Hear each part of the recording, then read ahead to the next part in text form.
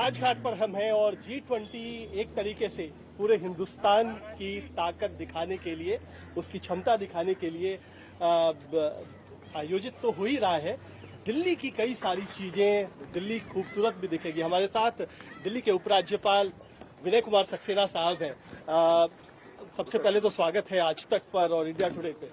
ये जो पूरी आपने तैयारी की है, इसको लेकर के हर कोई चकित है कि किस तरीके से इतनी जल्दी और कम समय में दिल्ली को ट्रांसफॉर्म किया गया है। आपने तो काम किया है और बहुत सारी एजेंसियों ने भी काम किया है। कैसे हुआ ये रोड मैप, कैसे तैयार?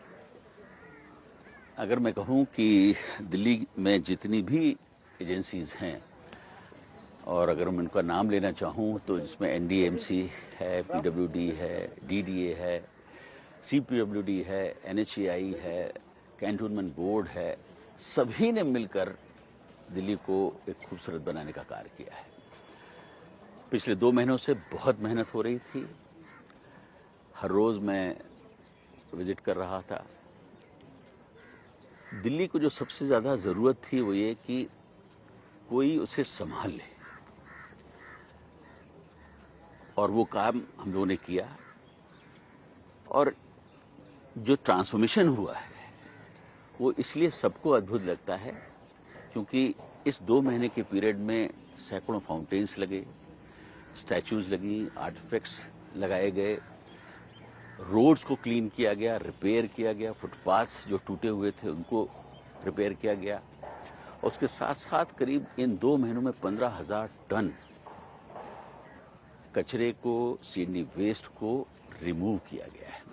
तो आप समझ सकते हैं कि दिल्ली कितनी निग्लेक्ट थी। बिल्कुल, और यही एक जो सबसे बड़ी बात है कि चैलेंजेस बहुत सारे थे। बीच में बाढ़ भी आ गई जी। और ये जहाँ पर हम राजघाट में इस समय चल रहे हैं, यहाँ पर पूरा एक तरीके से तालाब में ये बदल गया। जी हाँ। उसका पानी निकालना और बाकी सारी चीजें करना, तो ये जो चैलेंज था, ये कितना बड़ा चैलेंज आप मानते हैं, कितनी बड़ी चुनौती थी? क्योंकि दिल्ली को जहाँ है जिस तरीके से उसको वर्ल्ड क्लास बनाना, ये चुनौती कितनी बड़ी?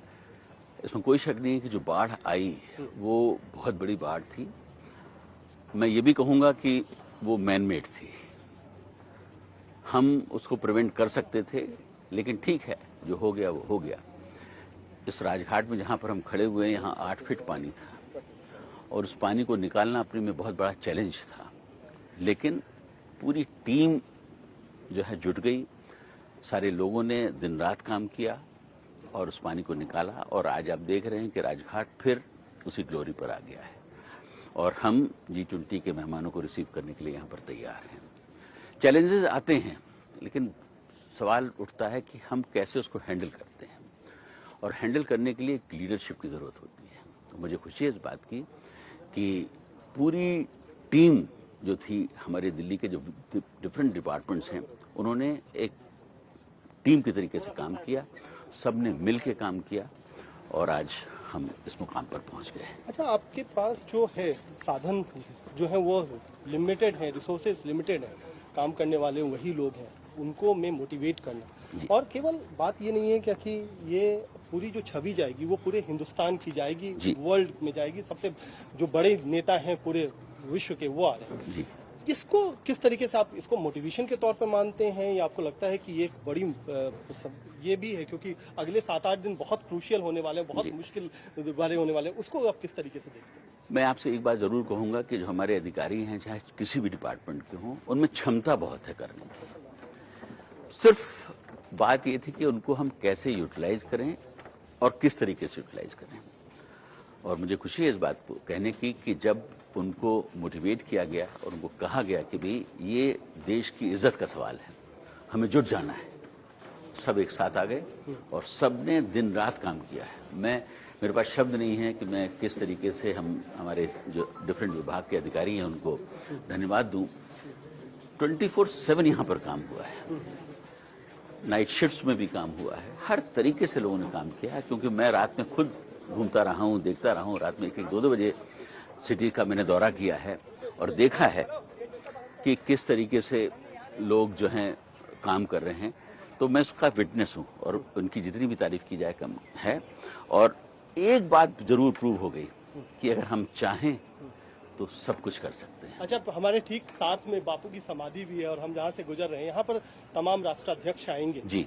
और यहीं से एक तरीके से जो हमारी जो विरासत है उसकी भी बात अगर हम करें, विरासत के तौर पर भी आपने बहुत कुछ काम किया। मैं घूम रहा था जब पालम से और आईजीआई एयरपोर्ट से जब हम आते हैं जी। और जहाँ पर भी रुकेंगे आईटीपीओ में प्रोग्राम होगा, बहुत सारी चीजें विरासत से जुड़ी हुई देखने के लिए मिलती हैं। तो क्या ये एक सोचा समझा आपने जो पूरा एक तैयार किया है, उसके पीछे भी क्या सोच रही, कैसे उसको आपने तैयार किया? अगर आप दुनिया की किसी भी टॉप नेशनल कैपिटल में जाएं तो उस नेशनल कैपिटल में जाने के बाद आपको एक डिफरेंट फील मिलता है। जो उस देश की विरासत है उसको दिखाया जाता है। हमारी भी ये कोशिश थी कि जो हमारे देश की विरासत है, हमारा जो कल्चर है, हमारी जो आर्ट है, उसको हमारी नेशनल कैपिटल में दिखाना चाहिए। इसी वजह से फाउंटेन्स को लाया गया, स्टैचूज को लगाया गया और इसमें हजारों आर्टिजन्स ने मिलकर काम किया है। इस वजह से इतने कम समय में हम उसको दिखा सके। अब लायन आपने देखा होगा, शेरों के जो है स्टैचूज लगाए गए हैं। आज वो क्या दर्शाता है? क्योंकि मेरे मन में भी था कि वो क्या, आप उससे क्या डिपिक्ट करना चाहते हैं, क्या इमेज एक भारत की जो विश्व में जा रही है। लॉयन है, कई सारे हमारे देवी देवताओं की मूर्तियां हैं जो कि चौराहों पर लगाई गई, उसका क्या है, उसका क्या मकसद क्या है? जो शेर है वो ताकत का प्रतीक होता है, हॉर्सेस को लगाया गया वो गति के प्रतीक होते हैं। आज हमारा जो देश है ताकतवर देश है, दुनिया में से जाना जाता है, पहचाना जाता है। प्रधानमंत्री जी ने इस देश की जो नींव डाल दी है वो ऐसी मजबूत डाल दी है कि सारा विश्व जो है भारत की तरफ देखता है। तो शेर जो है इस बात का प्रतीक है कि हम मजबूत हैं, स्ट्रांग हैं। लायन को इसलिए लगाया गया है और हॉर्सेस को इसलिए लगाया गया कि हमारी गति जो है बहुत तेज है डेवलपमेंट की। जैसा कि प्रधानमंत्री जी ने कहा भी है कि हम ये कोशिश कर रहे हैं कि 5 ट्रिलियन की इकोनॉमी बने और उसके लिए प्रयास हो रहे हैं। तो उन सब चीज़ों को बहुत सोचा गया है। पानी का इफेक्ट जो है मनुष्य के जीवन में बहुत सुंदर होता है। उसकी एक फील जो होती है वो आदमी को एक सूदिंग इफेक्ट देता है, इसलिए फाउंटेन्स को लगाया गया है। और इसमें हमारे आर्टिजन्स की बहुत मेहनत है। मैं ये कहूँगा कि राजस्थान और उड़ीसा के आर्टिजन्स ने जो काम किया है वो अद्भुत है और इतने कम समय में उन्होंने इन चीज़ों को बनाया, हमें दिया और जिसको हम लोगों ने लगाया है। अच्छा, कई सारी जगहों पे है जैसे कि मूर्तियां भी लगाई गई और रिक्शा भी लगाए गए, कुछ लोग कंट्रोवर्सी भी करना चाहते हैं। तो आपको लगता है क्या कि ये जो है एक हिंदुस्तान के पास मौका है क्या कि बिल्कुल आप अपना एक जो कल्चर है उसको दिखाने का, उसका ये झरोखा है, उसमें इस तरीके की बातें नहीं होनी चाहिए? मैंने जैसा पहले ही भी कहा कि हर देश अपने कल्चर को अपनी राजधानी में दिखाता है। यहाँ पर भी उसको दिखाने की कोशिश की गई है। जहाँ तक कंट्रोवर्सी का सवाल है, हर एक को हक है, जो चाहे वो कह सकता है, किसी को रोका नहीं जा सकता। लेकिन हाँ, हमारी कोशिश है कि दिल्ली को हमें इतना सुंदर बनाना है, इतना अद्भुत बनाना है कि जो विदेशी मेहमान यहाँ पर आ रहे हैं वो यहाँ से ये इम्प्रेशन लेके जाएं कि हिंदुस्तान मजबूत तो है ही, उसके साथ साथ एक बहुत खूबसूरत, इसकी कल्चर की भी आप डिपिक्ट करने की, उसको भी दर्शाने की कोशिश की।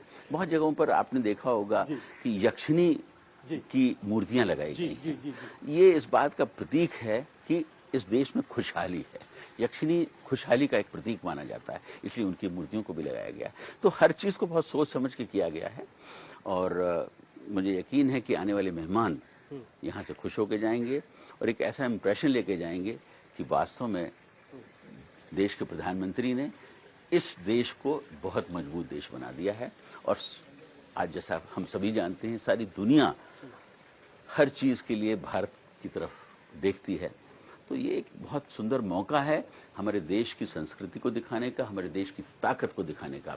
जहां दुनिया के 40 राष्ट्राध्यक्ष आ रहे हों, ये बहुत बड़ा उत्सव है, बहुत बड़ा उत्सव है और इसमें हम सबको जुड़ जाने की जरूरत है। ये किसी एक व्यक्ति का काम नहीं, हर एक का काम है इसमें, चाहे एक आम नागरिक हो, चाहे समृद्ध लोग हों, चाहे मीडिया हो, हम आप जैसे लोग, सबको जुट जाने की जरूरत है। हमें दिल्ली को, देश को शोकेस करने की जरूरत है। एक बात और जो बात समझ में आती है वो ये है कि सुरक्षा का कंसर्न एक बहुत बड़ा मुद्दा रहेगा। आपने पुलिस की भी बहुत सारी बैठकें ली हैं और मैं कहीं पढ़ भी रहा था कि बहुत सारे अपने अलग अलग जो सुरक्षा की एजेंसियां, उनको भी इस काम में लगाया, मुस्तैद किया? क्या है, किस तरीके से? क्योंकि बहुत उसको लेकर के भी अब चुनौती कम रही होगी, ये सजावट दिल्ली कैसी दिखे या यहाँ का जो कल्चरल मैसेज है वो कैसा जाए, वो तो जरूरी है ही, सुरक्षा भी बहुत ज्यादा जरूरी है। मैं इतना आपसे सिर्फ कह सकता हूं कि सुरक्षा के बड़े पुख्ता इंतजाम किए गए हैं। दिल्ली पुलिस पूरी तरीके से मुस्तैदी से लगी हुई है और किसी भी चांस को छोड़ा नहीं जाएगा। हर तरीके से हम तैयार हैं। बहुत सारे जो सुरक्षा के कवच हम लोगों ने बनाए हैं उनको पब्लिकली डिस्क्लोज नहीं किया जा सकता, लेकिन मैं इतना अश्योर कर सकता हूं कि यहाँ पर किसी भी घटना को अंजाम नहीं होने दिया जाएगा। हमारी पुलिस तैयार है, उसके साथ साथ पैरामिलिट्री फोर्सेज यहाँ पर लगाई गई हैं। चप्पे चप्पे पर हमारी निगाह है। कभी भी किसी ने भी कोई अगर हरकत करने की कोशिश की उसके साथ बहुत सख्त कार्रवाई की जाएगी। मैं चाहता हूं कि दिल्ली के अंदर जो G20 का जो फंक्शन हो रहा है बिल्कुल शांति के साथ हो, सद्भाव के साथ हो और यहाँ पर हमारे जो मेहमान आए हैं वो एक ऐसा इंप्रेशन लेके जाएं कि वास्तव में हिंदुस्तान ने क्या करके दिखाया है। 40 राष्ट्रीय अध्यक्ष आपने भी कहा, तो उनके साथ जो एक दिल्ली को दिखाने के लिए, क्या दिल्ली को भी आप क्योंकि आप तो दिल्ली के मुखिया हैं, तो क्या दिल्ली को भी एक प्रोजेक्शन मिलेगा आपको, इसका लगता है क्या कि इनके आने के बाद और ये जो पूरी तैयारी है उससे दिल्ली को भी एक बड़ा इंटरनेशनल एरिना में उसमें उसकी पहचान एक नई बनने वाली? बिल्कुल सही है, आपने बिल्कुल सही कहा कि 40 राज्याध्यक्ष जो आ रहे हैं उनके साथ बहुत बड़ी टीम्स आ रही हैं। वो जब यहाँ दिल्ली में रुकेंगे, यहाँ के होटल्स में रहेंगे, यहाँ घूमेंगे फिरेंगे, उनकी वाइफ्स जगह जगहों पर जाएंगी, वो एक इम्प्रेशन क्रिएट होगा कि हाँ दिल्ली क्या है।